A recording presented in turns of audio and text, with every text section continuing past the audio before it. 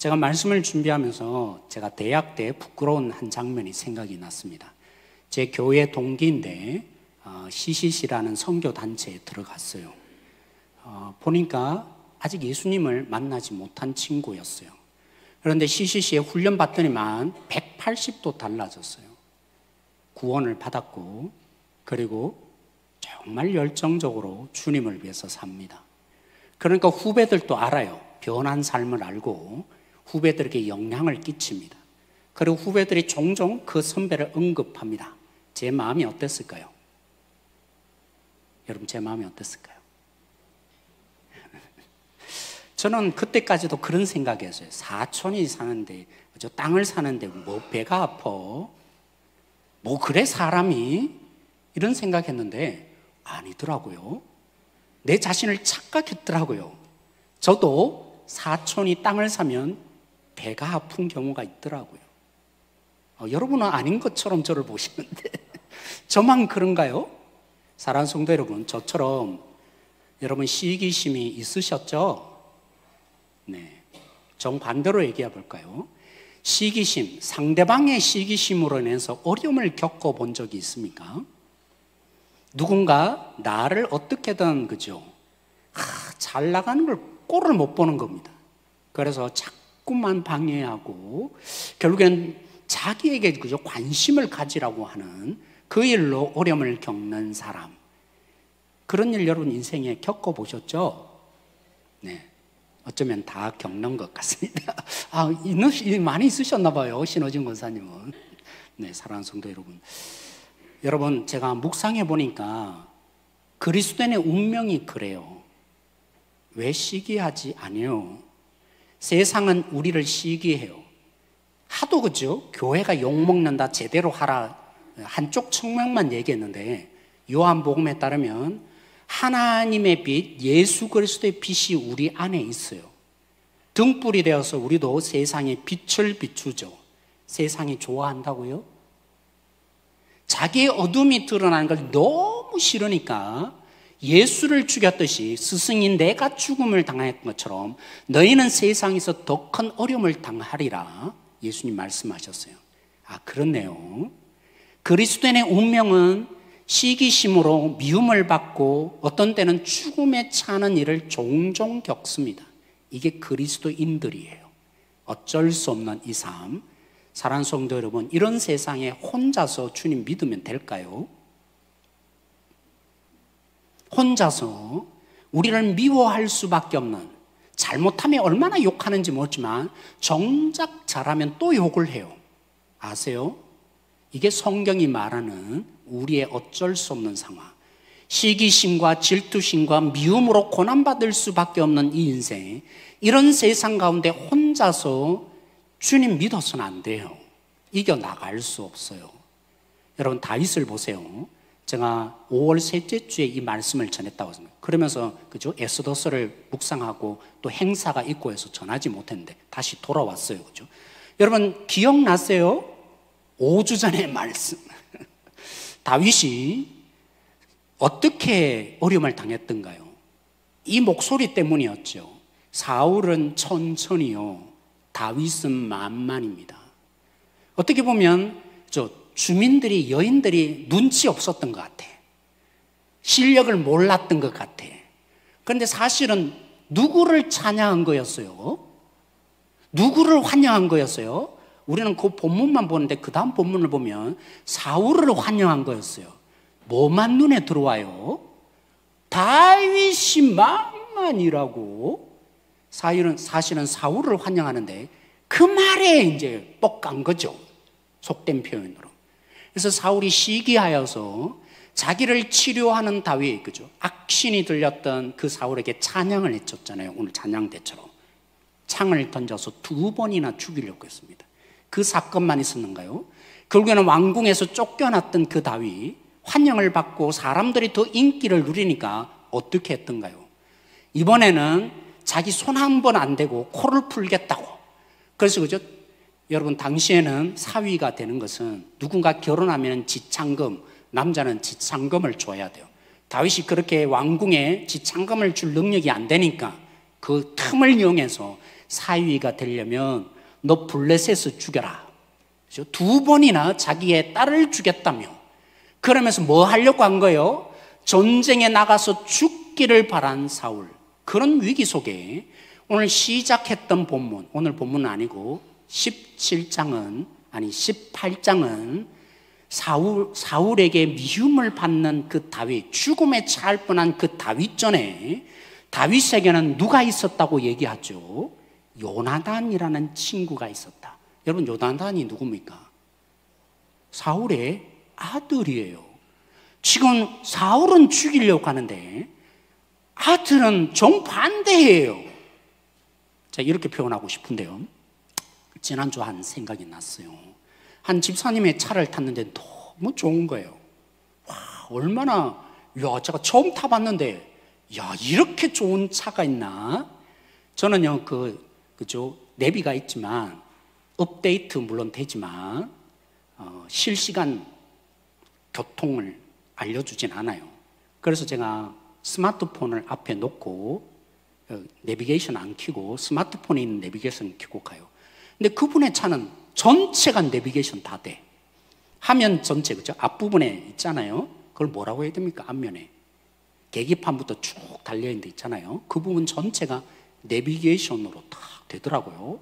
근데 가만히 가는 거 보니까 목적지로 가는데 앞부분에 카메라가 달려 있었나 봐요. 그래서 왼쪽으로 가면 그 카메라에 의해서, 그죠? 그냥 그림이 아니에요. 실제의 왼쪽의 모습들을 보여주는 거예요. 와, 이렇게까지 발전했나? 제가 놀랐어요. 근데 가만히 옆에서 타고 가는데 어떻게 느껴지냐면 마치 모니터 화면으로 게임을 하는 것 같은 그 기분이 드는 거예요, 제가. 그래서 제가 집사님에게 농담 삼아 말했어요. 집사님, 제 차랑 바꾸십시다. 집사님이 대답이 없으시더라고요. 안 들었나 싶어서 제가 한 번 더 얘기하고 싶은 마음을 굴뚝같이 내려놓고 그랬었는데, 사랑하는 성도 여러분, 차를 줄 친구 있습니까? 내 차를 바꿀 그런 친구 있겠어요? 오늘날, 그죠? 집이 얼마나 가치가 있습니까?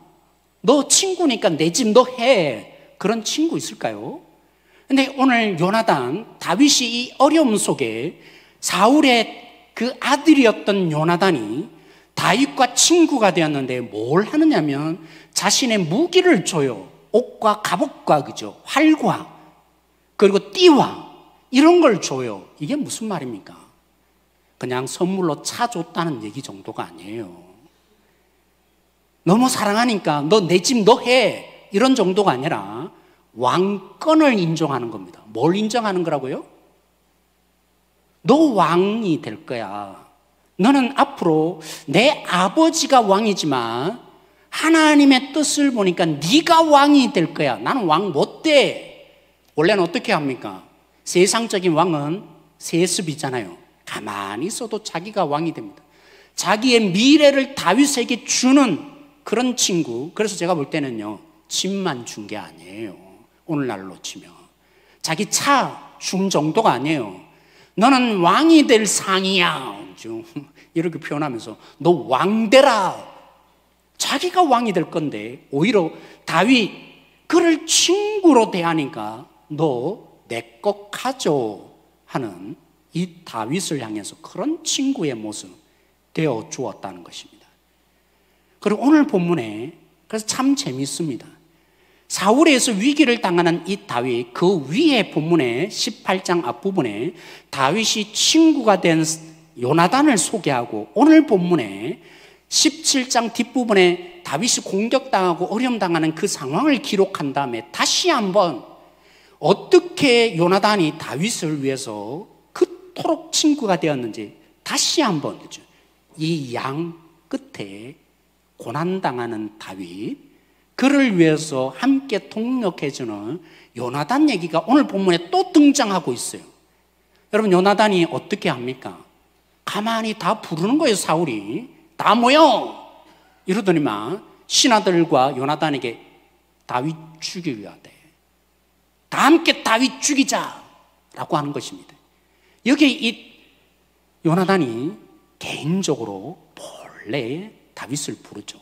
지금 사울 왕 아버지가 너 죽이려고 해. 숨어. 이러더니만 직접적으로 요나단이 사울 왕 앞에 나갑니다. 요나단은 이제 다윗을 위한 변호사가 되었어요. 변호해 줍니다. 그래서 오늘 본문의 시작에 보시면 요나단 말전에 성경 본문은 이렇게 시작해요. 요나단 그의 아버지 사울에게 나아갔다 하는데, 요나단의 말이 뭡니까? 어떻게 시작해야 되겠어요? 아버지를 뭐로 불러야 되죠?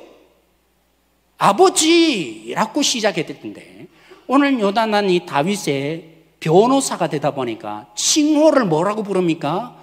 왕이요 라는 말로 시작합니다. 왕이시요. 다윗을 죽이면 어떤 죄를 지으려고 이러십니까? 라고 합니다. 다윗이 뭔 잘못했습니까? 선한 일만 했습니다. 우리의 목숨을 구해주었고 우리 민족을 구하는데 하나님이 사용하셨습니다. 그런데 그래서 왕이시여 당신도 기뻐하지 않았습니까? 그때는 그렇게 기뻐하더니만 이제 어떻게 되어서 죄 없는 다윗을 죽이겠다니 이 죄를 어떻게 감당하려고 이러십니까? 라고 얘기합니다. 이 변호가 먹혔어요. 사울이 절대로 안 죽이마 하더니만 다윗을 왕궁으로 다시 부르는 사건, 오늘 본문에 나타납니다.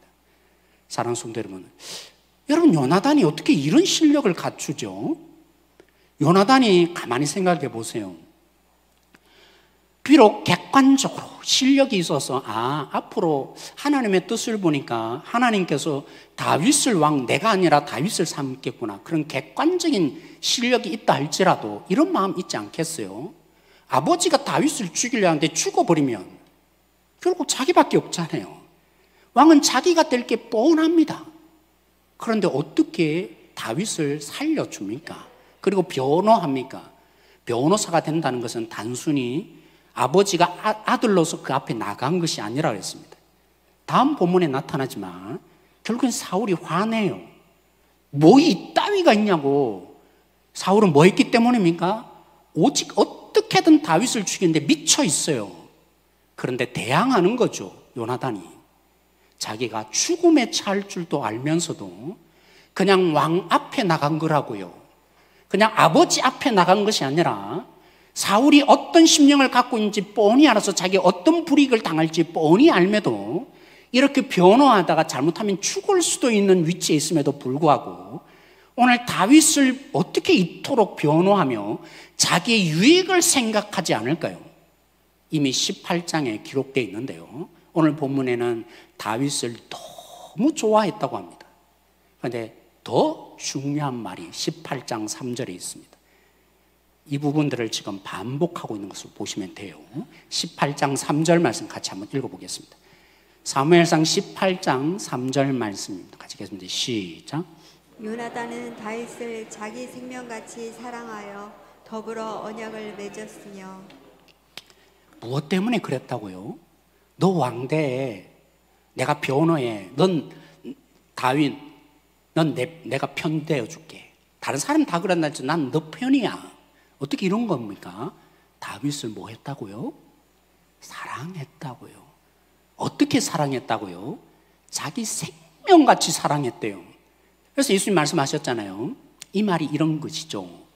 하나님을 목숨 걸고 사랑하고 남을 사랑할 때 어떻게 사랑하라고요? 자신을 사랑하는 것처럼. 그 말인 거예요. 요나단이 자기처럼 곧 자신인 것처럼 오늘 다윗을 사랑했습니다. 저 묻고 싶어요. 여러분, 오늘 이 세상이 만만치 않은 세상에 자신의 미래를 내어주면 네가 이거 해. 그런 요나단 같은 친구 있으세요? 그러지 않으면 세상 이길 수 없다고 그랬습니다. 믿음 생활하기가 쉽지 않다고 했습니다. 언제나 난 너 믿어. 다른 사람 다 그렇게 말해도 난 널 믿어. 그럴 요나단과 같은 친구 있으세요?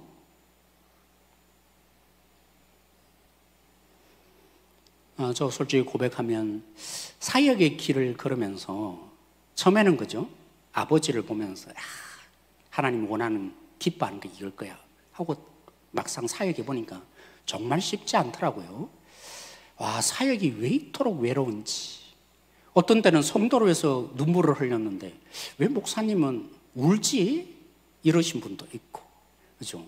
어떤 때는 정말 성도들이 안타까워서 제가 마음으로 기도하는데 목사님이 힘든가 보다, 뭐 이렇게 해석하시는 분도 있고, 오해를 너무 많이 하세요. 그죠? 이것만이 아니죠. 이해가 서로 안 되니까 충돌이 일어나고 정말 외로웠어요.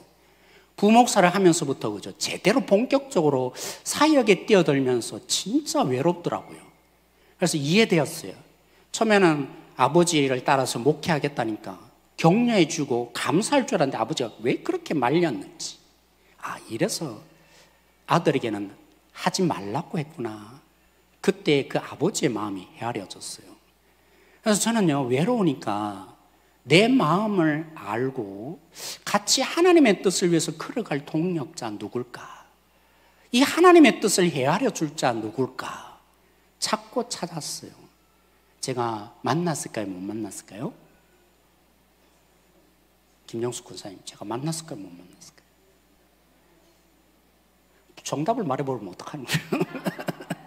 저 만났어요. 진짜 만났어요. 내 건 네 해 하는 그런 동력자 만났어요. 그런 친구 만났어요. 늘 그죠? 내 편이 되어주는 동력자 만났어요. 한번 읽어볼까요? 우리 요한복음 15장 13절 14절 말씀입니다. 요한복음 15장 13절 14절 말씀 같이 한번 읽겠습니다. 시작. 사람이 친구를 위하여 자기 목숨을 버리면 이보다 더 큰 사랑이 없나니 너희는 내가 명하는 대로 행하면 곧 나의 친구라. 어떤 사랑이 가장 큰 사랑이라고요? 친구를 위해서 목숨을 버리는 사랑이 가장 큰 사랑이래요. 예수님 참 이상하다, 그죠? 다른 사람도 아니고 왜 친구, 자식을 위해서 목숨을 버리는 사람이 더 많은데 왜 예수님은 이 땅에서 가장 큰 사랑은 친구를 위해서 목숨을 버리는 사랑이 가장 큰 사랑이래요?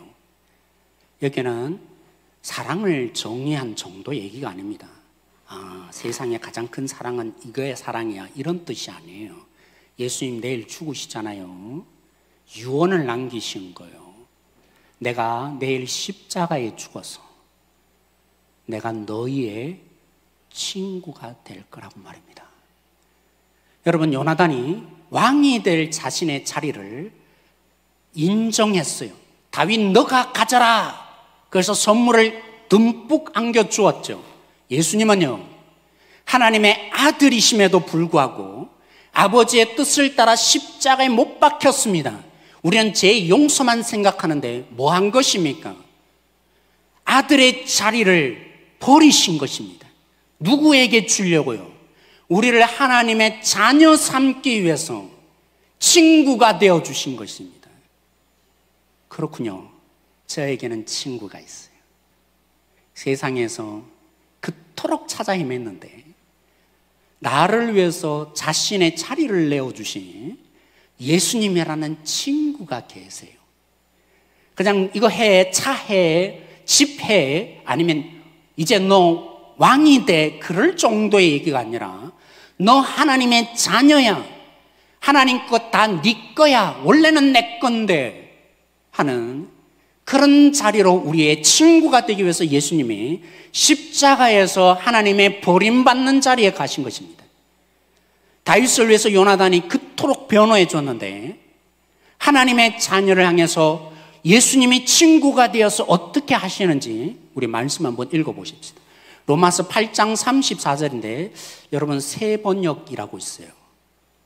지금 현 시대가 많이 달라졌고, 그래서 좀 더 볼 때는 좀 원어에 가까운 것은 개역 개정이지만 너무 어려워요.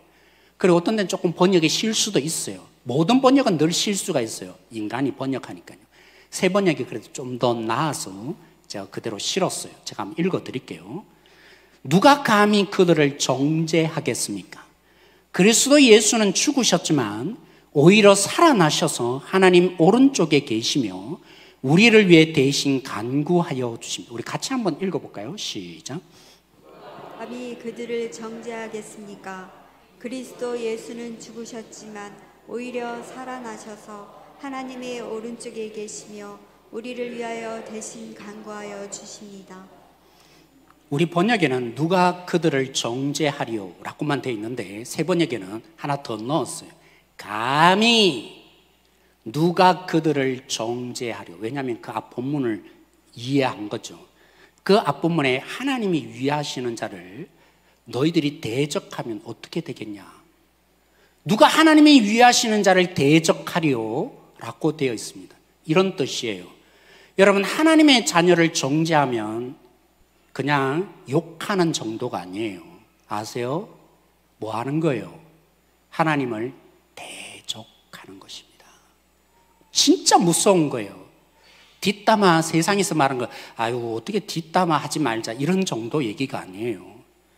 하나님의 자녀를 뒷담화하는 것은 뭐 하는 거라고요? 그를 위하는 하나님을 대적하겠다고 나서는 것입니다. 그래서 오늘 본문에 누가 감히 하나님의 자녀를 정죄합니까? 라고 바울이 얘기하고 있습니다. 그런데 정죄는 늘 일어나잖아요. 현실은 그렇지 않아요. 왜요? 하나님 모르니까. 교회 와서는 하나님 하고 기도는 그렇게 하는데 실제 삶에 가서는 하나님 의식 안 하죠. 하나님을 이해함이 없는 거죠. 하나님을 인정하지 않는 삶을 사는 거죠. 믿음이라고 하지만 믿음으로 구원 얻는 것은 하나님의 다스림을 받는 건데 하나님 다스림을 부정하고 사는 거죠. 내가 내 인생 사는데 나쁘게 보이고. 그래서 내 마음대로 하니까 하나님을 인정하지 않으니까 정죄를 해요. 그래서 정죄는 늘 일어나요. 누가 정죄하리로 감히 라고 했지만 우리의 삶에는 늘 정죄함을 당해요. 사단이 전문가잖아요. 제가 실수하고 나쁜 짓을 할 때마다 제일 먼저 하나님께 누가 달려갑니까? 사단이 하나님 앞에 가서 전문가니까 늘 저런 놈 내치셔야 합니다. 왜 내버려 두세요? 그런데 안심할 수 있습니다. 왜 안심할 수 있습니까? 다윗에게 요나단이 있었다면 변론하시죠. 변호하시죠. 하나님 우편에 계신 십자가에 죽으신 그 손으로 하나님 앞에 보여주며 옆구리를 보여주며 내가 다 갚았습니다. 하나님 그는 의로운 자입니다. 하나님 앞에 예수님이 변호 정도가 아니죠. 책임지세요. 변호사는 뭐합니까? 결과를 책임지지 않아요. 판결을 하면 변호했더라도 자기 수익을 얻고 돌아가는 것이 변호인이에요. 나쁜 자기가 기대한 결론이 안 나더라도 수익을 얻고 돌아가는 것이 변호사들이에요. 예수님은 변호사가 아니에요. 책임지세요. 우리를 책임지세요. 그래서 하나님 우편에서 우리를 위해서 친히 십자가로 승리하신 그 예수님이 중보하시며 변호하세요. 그러므로 외롭지 않아요. 누구 한 사람 알아주지 않더라도 외롭지 않아요. 모두가 오해하더라도 외롭지 않아요. 여러분, 다시 도전합니다. 아, 오랜 사유를 찾아 난 헤맸는데, 야, 외롭지 않네. 괜찮아. 예수님이 나를 변호하시고 예수님이 생명을 내놓은 친구이니까 괜찮아. 여러분, 사무엘서의 주제가 뭡니까? 높이시기도 하시고 낮추시는 하나님. 그 하나님을 끊임없이 드러내는데 너희의 삶에 이 하나님을 인정하고 있느냐는 것입니다. 그래서 늘 두 인물로 대조하죠. 제일 앞부분에 그죠? 분인나 자식 있다고 자식 없는 다른 아내를 그죠? 막 박대하고 괴롭히죠. 한나는 높이시기도 하시고 낮추시는 하나님. 처음에는 억울해서 하나님께 기도했어요. 하나님, 너무 힘들어요. 왜 자녀 하나 안 주고 왜 이러시는 거예요? 그렇게 눈물로 기도하다가 한나가 자녀를 하나님께 바치겠습니다. 아, 자녀 주시면 나는 주를 위해서 이런 뜻 전혀 아니에요. 사무엘상 1장을 잘 읽어보면 기억나세요? 처음 시작하면서 말씀드린 대로 한나가 기도하다가 깨달았어요. 자기만 억울한 게 아니라 하나님이 너무 억울한 걸 깨달았어요.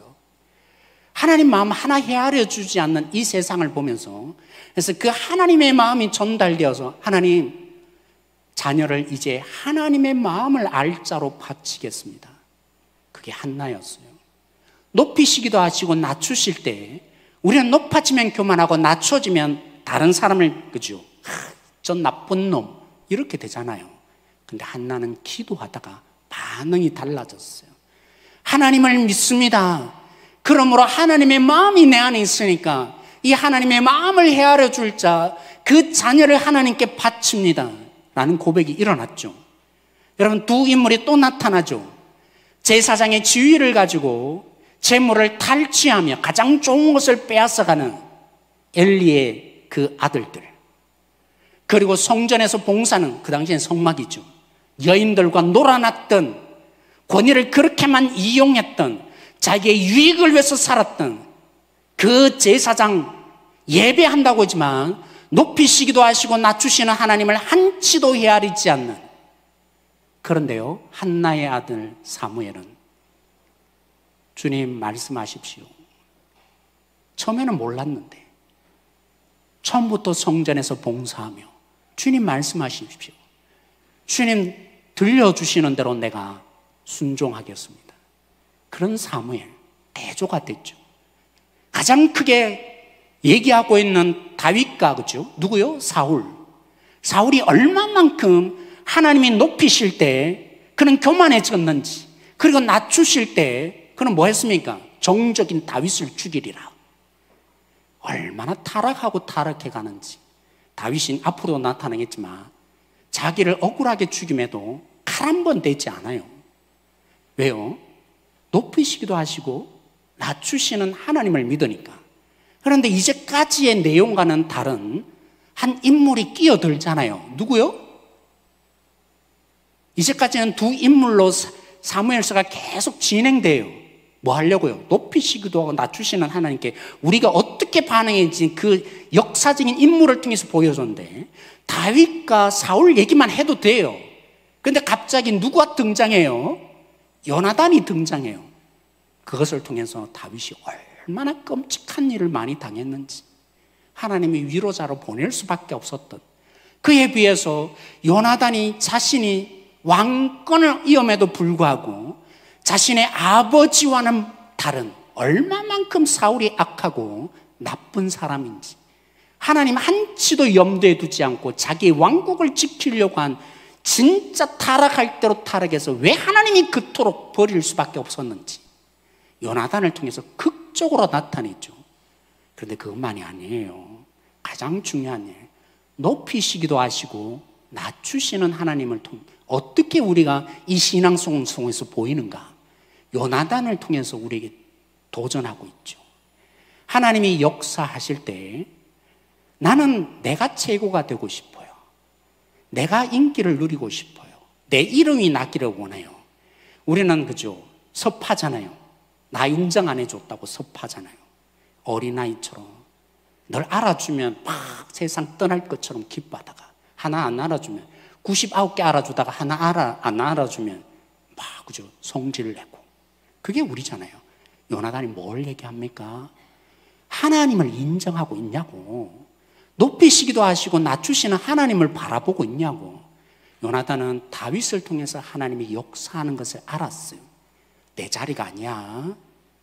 그래서 과감하게, 아니죠, 하나님이 높이시는 그 다윗을 위해서 자기 자리를 내어놓죠. 높이시기도 하시고 낮추시는 하나님을 믿는다는 말씀이 무슨 뜻입니까? 성도 되었다는 말씀이 무엇입니까? 하나님이 누구를 통해서 역사하시고 무엇을 위해서 역사하는지, 나만을, 내가 이 땅의 주인공이 돼서 나를 통해서 역사하기를 바라는 이 안타까운 우리들의 현실. 저가 부자 되면 나도 부자 돼야 되고, 저가 높아지면 나도 높아져야만 하나님이 일하시는 것처럼 여기는 주인공된 내 속에 요나단을 통해서 도전하고 있는 거예요.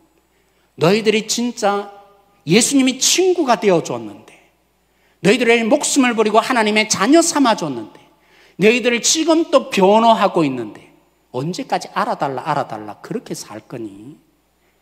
내가 주인공이 되고 싶은 걸 언제 버릴 수 있겠니? 하나님의 역사하심에 괜찮아요. 하나님 세례 요한처럼 난 사라져도 괜찮아요. 그죠? 바울처럼 감옥에 갇혀서 이인자들이 예수 그리스도를 전해서 더 높아질 괜찮아요. 예수님만 전하면 되니까 내가 낮아져도 괜찮아요. 이게 그리스도인이에요. 왜 그럴 수 있습니까? 왜 그것이 바울에게만 일어나고 세례 요한에게만 일어나고 요나단에게만 일어나야 하는 사건입니까? 그리스도인은 누구를 믿습니까? 높이시기도 하시고 낮추시기도 하시는 하나님. 하나님이 그를 통해서 일하면 괜찮아요. 하나님 그를 통해서 역사하면 내가 동력자가 될게요. 이게 교회예요. 나를 통해서 역사하시는 하나님이 아니더라도 그를 통해서 역사하며 동력자가 되어주는 것. 그게 뭐라고요? 높이시기도 하시는 하나님, 낮추시기도 하시는 하나님을 신뢰하며 믿는 신앙의 본질이라고 사무엘서가 도전하고 있습니다. 사랑하는 성도 여러분, 그리스도인은 시기심에서 탈출합니다. 하나님의 뜻을 따름에 종종 욕을 먹고 미움을 당하는 것에 외롭지 않습니다. 감정이 없다는 게 아니고요. 외로움이 찾아오죠. 극복해냅니다. 하나님께 버림받고 우리를 자녀 삼으신 예수님이 친구이기 때문입니다. 그 예수님이 변호하시기 때문입니다. 단 한 사람도 내 편이 아니더라도 예수님이 내 편이시기에, 여러분 편이시기에 때로는 그죠. 좀 알아줬으면 좋겠는데 왜 이렇게 안 알아주나? 얼마나 외롭습니까? 그죠? 진짜 외로워요. 그런데 예수님이 말씀하세요. 안다. 난 너 안다. 시편 1편 6절에 의인의 길은 여호와께서 뭐 한다고요? 인정하시나. 원래 원어 본문에는 우리 번역을 그렇게 했는데 야다, 안다. 나 너 알아. 주님의 뜻을 따르면 얼마나 외로운지 알아. 너 얼마나 힘든지 알아. 알아주세요. 예수님의 목소리 들으셔야 돼요. 예수님의 목소리 들을 때 두렵지 않아요. 그냥 누구 하나 알아주지 않더라도 예수님 알아주면 딱 끝장난 거죠. 그렇다고 왕자병 걸리라는 말이 절대로 아니에요. 오랜 세월 찾아 난 알았네. 내게 주밖에 없네. 이 고백은 저에게 또 바꾸게 했어요. 외로움도 극복하게 되고, 그죠? 두렵지 않는 삶. 이런 삶, 시기심에서 탈출하게 한 것만이 아니라 제 속에 절망도 극복해 가고 있습니다. 왜냐하면요, 여러분 저는 지금 너무 많이 놓아서 실수, 옛날엔 저 죽였어요. 조금만 실수해도 저 지금 너무 많이 실수하잖아요. 여러분들이 저를 받아주고 계시는데. 저는 한때 완벽한 리더, 완벽한 교회 공동체. 그래서 너무 실망스러웠어요.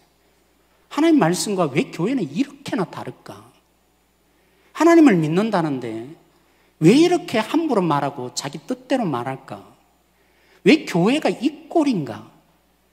교회다움이 하나도 없을까? 리더들, 그렇게 존경받는 리더들인데 막상 부목사로 섬겨보면 와, 어떻게 이런가? 그 실망감이 저에게 더 외로움을 주었어요. 그런데 오랜 세월 찾아 알았어요. 완벽한 리더, 완벽한 남편, 완벽한 아내, 완벽한 공동체는 이 세상에 존재하지 않아요. 그런 우리에게 누가 계세요? 예수님이 계세요. 어떤 분들은 그렇게 말씀하시더라고요. 목사님, 사람들은 전 몰라요. 그래서 기도 제목도 안 내놓을래요. 어떻게 제 아픔은 알아줄 수 있을까요? 못 알아주잖아요. 사랑하는 성도 여러분, 주밖에 없다는 말은 그렇게 적용하시면 안 됩니다. 주님밖에 없는 그 예수님이 저만의 친구입니까? 우리 모두의 친구. 내가 참 완벽하지 못한 리더를 보면서 그렇게 마음 아픈 그 리더에게도 예수님이 친구시라면, 교회 공동체가 많이 깨어있고 너무나 악하고 세상과 다를 바 없다 할지라도 만약 예수님이 친구시라면 그 친구이신 예수님이 그 리더와 공동체 속에 친구가 되어주는데 내가 뭐라고 나만의 세계에 갇혀서 야, 나 함께 하지 않을래. 그럴 수 있겠습니까? 잘못 적용하지 마십시다. 세상이 날 못 알아준다고 나만 주님 붙들고 사는 그런 지금 시대가 그래요. 너무 많은 상처를 안으니까 이 젊은이들이 지금은 그죠? 방구석에 들어가요. 너무 많은 이 세상의 위험 속에 지킬 수 없으니까 내 안의 세계에 갇혀서 관계하지 않아요. 그러면서 설교 한번 듣고 예수님 믿는다고 생각하는 이 시대. 잘못 이해한 거죠. 그렇게 상처가 많고 아픔이 많으니까 우리가 만난 이 친구 되신 예수님이 찾아오셔야 돼요. 그래서 우리의 이 섬김을 통해서, 사랑의 본질인 섬김을 통해서 그 지체도 예수님을 만나게 해야 될 그 의미, 그게 선교예요.